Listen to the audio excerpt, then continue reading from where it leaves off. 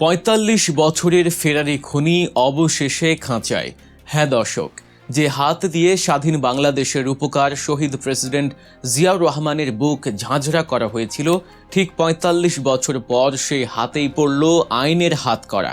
একবার ভাবুন তো, একটা মানুষ দেশের খোদ রাষ্ট্রপতির রক্তে নিজের হাত রাঙিয়ে কিভাবে ৪ দশকেরও বেশি সময় পৃথিবীর বুকে বুক ফুলিয়ে ঘুরে বেরিয়েছে। কিন্তু প্রবাদ আছে, ধর্মের কল বাতাসে নড়ে, আর এবার সেই কল নাড়িয়ে দিয়েছেন খোদ নিহত রাষ্ট্রপতির ছেলে ক্ষমতায় এসে দীর্ঘ ৪.৫ দশক পর ঠিকই খুঁজে বের করলেন বাবার খুনিকে। ধরা পড়ল জিয়াউর রহমান হত্যাকাণ্ডের অন্যতম মূল কুশীলব, পলাতক মৃত্যুদণ্ডপ্রাপ্ত আসামি সাবেক মেজর মোহাম্মদ মোজাফফর হোসেন। কোথায় লুকিয়ে ছিল এই দুর্ধর্ষ খুনি? ভারত থেকে কিভাবে সে ঢাকায় ঢুকলো? ডিবি পুলিশের খাঁচায় বন্দী হওয়ার পর এখন ঠিক কোথায়, কার পাহারায় রাখা হয়েছে তাকে? তার কি ফাঁসি হতে যাচ্ছে, নাকি ফাঁসির মঞ্চে যাওয়ার আগে বেরিয়ে আসবে পেছনের আরও বড় কোনো রাঘব বোয়ালের নাম? যে ঘাতক একদিন দাম্ভিকতার সাথে ওয়্যারলেস সেটে বলেছিল the president has been killed, সেই ঘাতক আজ মৃত্যুর প্রহর গুনছে কিভাবে? এসব চাঞ্চল্যকর প্রশ্নের উত্তর এবং সম্পূর্ণ পলিটিক্যাল অ্যানালাইসিস থাকছে আজকের এই ভিডিওতে, তাই কোনোভাবেই স্কিপ না করে পুরো ভিডিওটি একদম শেষ পর্যন্ত দেখতে থাকুন। শুরুতেই আসা যাক সেই কালো রাতের কথায়। ইতিহাস কাউকে ক্ষমা করে না, আর ঘাতকদের তো নয়। সময়টা ১৯৮১ সাল। ২৯শে মে তৎকালীন রাষ্ট্রপতি প্রেসিডেন্ট জিয়াউর রহমান একটি সরকারি সফরে চট্টগ্রাম যান। রাতে তার বিশ্রামের বন্দোবস্ত করা হয় চট্টগ্রামের সার্কিট হাউসে। তখন কে জানতো এই সার্কিট হাউসই হতে যাচ্ছে স্বাধীন বাংলাদেশের ইতিহাসের অন্যতম এক রক্তাক্ত এবং ট্র্যাজিক মঞ্চ। ৩০শে মে ভোররাত, আকাশ ভেঙে মুষলধারে বৃষ্টি পড়ছে, চারদিক নিস্তব্ধ, শুনশান নীরবতা। সেই বৃষ্টির শব্দকে ছাপিয়ে হঠাৎ সার্কিট হাউস এলাকায় গর্জে উঠল একদল বিপদগামী সেনা সদস্যের সাবমেশিন গান। সার্কিট হাউসের নিরিবিলি পরিবেশ মুহূর্তের মধ্যেই পরিণত হলো এক ভয়াল মৃত্যুপুরীতে। একদল উচ্ছৃঙ্খল ঘাতক সেনা কর্মকর্তা রাষ্ট্রপতিকে হত্যার উদ্দেশ্যে সেখানে অতর্কিত আক্রমণ চালায়। আর এই জঘন্য হত্যাযজ্ঞের একেবারে সামনের সারিতে লিডিং রোলে ছিলেন এই মেজর মোজাফফর হোসেন এবং ক্যাপ্টেন মোসলেউদ্দিন। ইতিহাসের পাতা ঘাঁটলে এবং সেই সময়কার মামলার বিবরণী থেকে যে তথ্য বেরিয়ে আসে তা যে কোনো বিবেকবান মানুষকে শিউরে তুলবে। সার্কিট হাউসের সেই অন্ধকার রাতে ঘাতকদের বুটের শব্দ আর বৃষ্টির তোড়ে যখন জিয়াউর রহমান নিজের রুম থেকে বেরিয়ে আসেন, তখন এই মেজর মোজাফফরই প্রথম তাকে শনাক্ত করেন। শুধু শনাক্ত করেই তিনি ক্ষান্ত হননি, তার নির্দেশেই এবং তার হাত দিয়েই সরাসরি গুলি চালানো হয় প্রেসিডেন্ট জিয়ার বুকে। ঝাঁঝরা হয়ে যায় এক মহান রাষ্ট্রনায়কের বুক। ফ্লোরে লুটিয়ে পড়েন তিনি। ঘাতক মোজাফফর এখানেই থামেনি। জিয়াউর রহমানের নিথর দেহকে প্রত্যন্ত পার্বত্য অঞ্চলে নিয়ে গিয়ে অত্যন্ত গোপনে কবর দিয়ে আসে সে। প্রেসিডেন্টের মৃত্যু নিশ্চিত হওয়ার পর ঘাতক মোজাফফরের উল্লাস ছিল পৈশাচিক। সে ছুটে যায় ওয়্যারলেস সেটের কাছে। এরপর চট্টগ্রামের তৎকালীন জিওসি মেজর জেনারেল আবুল মঞ্জুরকে রেডিও মেসেজে অত্যন্ত দাম্ভিকতার সাথে ইংরেজিতে একটি বার্তা পাঠায়। সে বলে, the president has been killed, অর্থাৎ রাষ্ট্রপতিকে হত্যা করা হয়েছে। কিন্তু ঘাতকদের সেই পৈশাচিক উল্লাস বেশি দিন টেকেনি। হত্যাকাণ্ডের খবর ছড়িয়ে পড়ার পরপরই বাংলাদেশ সেনাবাহিনীতে তীব্র প্রতিক্রিয়া দেখা দেয়।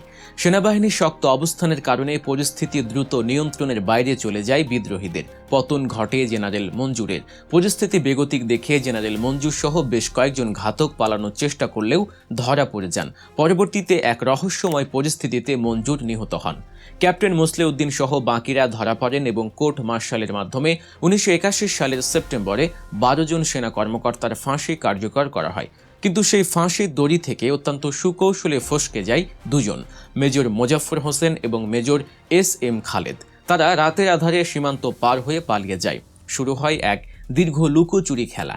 একটা বছর নয়, দুটো বছর নয়, দীর্ঘ ৪৫টি বছর। ভাবা যায়, রাষ্ট্রপতির খুনি হিসেবে মৃত্যুদণ্ডের রায় মাথায় নিয়ে মোজাফফর হোসেন ছদ্মবেশে দীর্ঘ সময় ভারতে আত্মগোপনে ছিল। নিজের নাম পাল্টে পরিচয় গোপন করে সীমান্ত পার হয়ে বিভিন্ন জায়গায় সে এক ফেরারি জীবন পার করছিল। সে হয়তো ভেবেছিল বাংলাদেশের মানুষ তাকে চিরতরে ভুলে গেছে। সে হয়তো ভেবেছিল জিয়াউর রহমানের খুনের বিচার আর কখনোই তাকে ছুঁতে পারবে না। ৪৫ বছর পর কে আর তাকে খুঁজবে, এ ভেবে সে হয়তো নিশ্চিন্তেই ছিল। কিন্তু সে ভুলে গিয়েছিল রক্তের ঋণ কখনো তামাদি হয় না। জিয়ার রক্ত যা ধমনীতে, সেই তারেক রহমান একদিন দেশের হাল ধরবেন, এটা ঘাতক মোজাফফর হয়তো স্বপ্নেও কল্পনা করতে পারেনি। দেশের রাজনৈতিক পট পরিবর্তনের পর যখন তারেক রহমানের নেতৃত্বে নতুন সরকার গঠিত হয়, তখন পুরো দেশের দৃশ্যপট রাতারাতি পাল্টে যায়। নতুন সরকার ক্ষমতায় আসার পরই গোয়েন্দা সংস্থাগুলোকে নতুন করে ঢেলে সাজানো হয়, আর সবচাইতে বড় নির্দেশটি আসে খোদ সরকারের শীর্ষ পর্যায় থেকে। পিতার খুনিদের যে কোনো মূল্যে আইনের আওতায় আনতে হবে। শুরু হয় অপারেশন ম্যানহান্ট। ঢাকা মহানগর গোয়েন্দা পুলিশ বা ডিবি অত্যন্ত গোপনে মাঠে নামে। আধুনিক প্রযুক্তি, রাডার ট্র্যাকিং, হিউম্যান ইন্টেলিজেন্স এবং আন্তর্জাতিক সোর্সের মাধ্যমে তারা তথ্য সংগ্রহ করতে শুরু করে। দীর্ঘ প্রচেষ্টার পর গোয়েন্দারা জানতে পারে ঘাতক মোজাফফর সম্প্রতি তার গোপন আস্তানা ছেড়ে ঢাকার আশেপাশে কোথাও অবস্থান করছে। অবশেষে আসে সেই বহু প্রতীক্ষিত মাহেন্দ্র খুন। গোপন সংবাদের ভিত্তিতে গত বুধবার মধ্যরাতে রাজধানীর অভিজাত এলাকা বনানীর ডিওএইচএসে একটি বিশেষ অভিযান চালায় ডিবি পুলিশ। কিন্তু প্রশ্ন হলো, মোজাফফরকে কোথায় রাখা হয়েছে? সাধারণ অপরাধীর মতো কি তার বিচার হবে? উত্তর হচ্ছে না। কারণ সাধারণ আদালতের বিচার তার জন্য নয়। সামরিক আদালতের কোর্ট মার্শালে তার মৃত্যুদণ্ড তো ৪৫ বছর আগেই ঘোষণা করা আছে। তাই ডিবি পুলিশ আইনি প্রক্রিয়া ও নথিপত্র যাচাই বাছাই শেষে এই ঘাতককে সরাসরি হস্তান্তর করেছে বাংলাদেশ সেনাবাহিনীর কাছে। সেনাবাহিনীর নিজস্ব বিচার প্রক্রিয়া ও কোর্ট মার্শালের নিয়ম অনুযায়ী এখন সামরিক হেফাজতেই তার সেই ঝুলে থাকা মৃত্যুদণ্ড কার্যকর করার প্রক্রিয়া চলছে। ইতিহাসবিদ ও রাজনৈতিক বিশ্লেষকরা মনে করছেন, মেজর মোজাফফরের এই গ্রেফতারের মধ্য দিয়ে ১৯৮১ সালের ৩০শে মের সেই রাতের অনেক অজানা রহস্য এবার উন্মোচিত হতে পারে। জেনারেল মঞ্জুরকে কে আসলে বলির পাঁঠা বানিয়েছিল? দেশীয় বা আন্তর্জাতিক কোনো গভীর ষড়যন্ত্রের নীল নকশা কি সেদিন সার্কিট হাউসে বাস্তবায়িত হয়েছিল? ফাঁসির মঞ্চে যাওয়ার আগে রিমান্ডে কি মোজাফফর সেই সব পেছনের কুশীলবদের নাম বলে যাবে যারা নৈপথ্য থেকে কলকাঠি মেরেছিল? এই প্রশ্নগুলো এখন নতুন করে ঝড় তুলেছে বাংলাদেশের রাজনৈতিক অঙ্গনে। পিতার খুনিকে ধরে তারেক রহমান শুধু পারিবারিক দায়বদ্ধতায় মেটাননি, বরং দেশের বিচারহীনতা সংস্কৃতির কফিনে শেষ পেরেকটি ঠুকে দিয়েছেন। এটা প্রমাণ করে যে রাষ্ট্রযন্ত্র যখন স্বাধীনভাবে এবং সঠিকভাবে কাজ করে, তখন ৪৫ বছর কেন, ১০০ বছর পার হলেও অপরাধীকে আইনের কাঠগড়ায় দাঁড়াতেই হয়। নিয়তির কি নির্মম পরিহাস যে মোজাফফর একদিন বুক ফুলিয়ে বলেছিল, the president has been killed. আজ তাকেই শুনতে হচ্ছে নিজের মৃত্যুর পরোয়ানা। সময়ের চাকা ঘুরে আজ জিয়াউর রহমানের আদর্শের সরকার ক্ষমতায়, আর ঘাতক মোজাফফর জেলের অন্ধকার প্রকোষ্ঠে নিজের মৃত্যুর প্রহর গুনছে।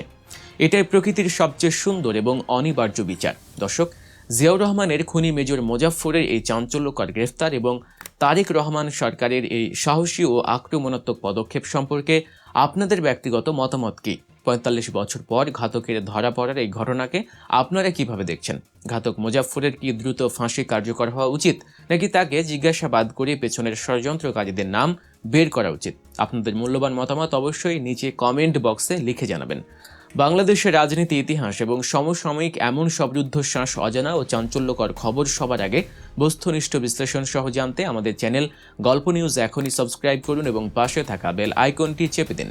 সত্যের পথে, গল্পের সাথে আমরা আছি সব সময়। দেখা হবে পরবর্তী ভিডিওতে নতুন কোনো চাঞ্চল্যকর তথ্য আর গভীর বিশ্লেষণ নিয়ে। সে পর্যন্ত সবাই ভালো থাকুন, সুস্থ থাকুন। আল্লাহ হাফেজ।